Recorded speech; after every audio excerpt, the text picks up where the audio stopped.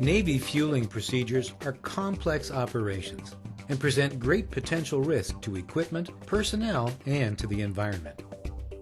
Whether fueling a ship, submarine, small boats, or simply transferring fuel, proper planning, precautions, and communications are instrumental factors in reducing risk and demonstrating due diligence.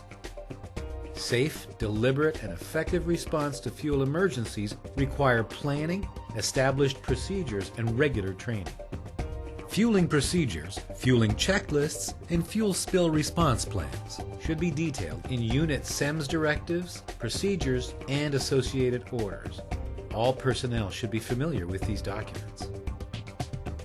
Fuel spills involving vessels, both alongside and at sea, provide special challenges due to the close proximity to the marine environment. The complexities of marine systems make response planning directives and training even more necessary. Take the case of a fuel spill occurring on the upper decks of a naval vessel. The discoverer of a fuel spill or a leak, or during a fueling, the fueling sentry, must take immediate actions, following the 3 C's. These are confine, contain, and casualties. The discoverer must raise the alarm. Fuel spill on the port Baltic. Ensure that the vessel's brow staff, engineering team, or the command position is aware of the spill and makes the appropriate pipe.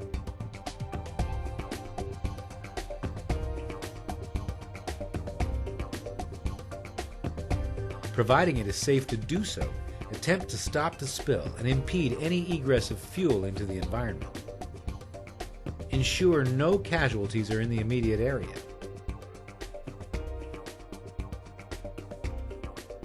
When the vessel's duty watch arrives to take action, the discoverer must provide a concise but detailed brief on what was observed and the actions taken. Remember to obtain and reference the MSDS, to use proper PPE, and to use spill kits wisely.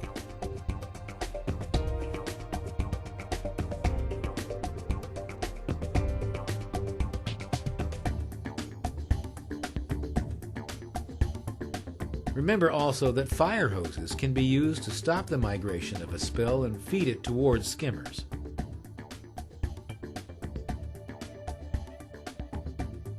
On a naval vessel, the crew will act as first-level response.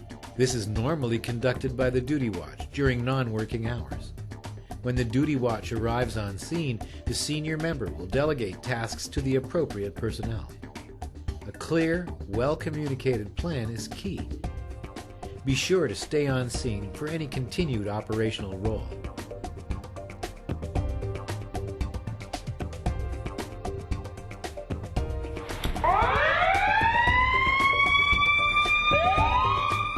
If the spill is assessed to be beyond the capacity of the vessel's crew to contain, second-level response organizations must be mobilized.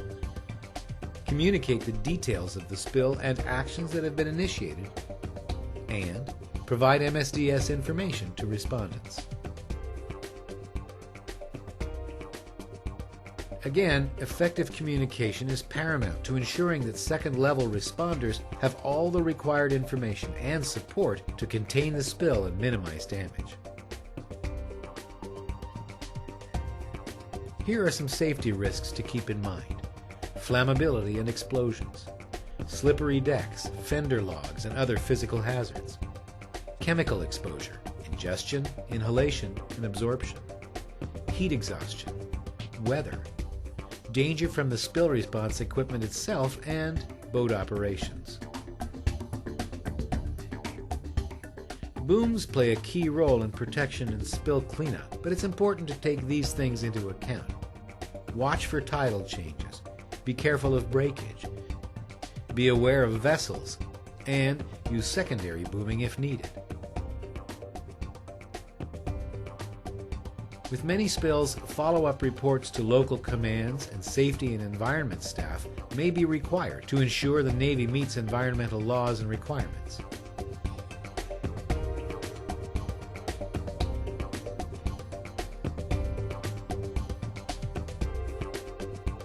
During significant spills, third-level sustained response may also be necessary. Units should consider these incidents and ensure that standing response and communications plans have been established in advance. In order to fulfill the broad fueling requirements of the Royal Canadian Navy, strict and detailed procedures and highly trained personnel are required in order to minimize the inherent risks of these operations. Through regular communication, as well as consistent improvements in procedures and training, we can continue to meet our commitments as a responsible steward of the environment.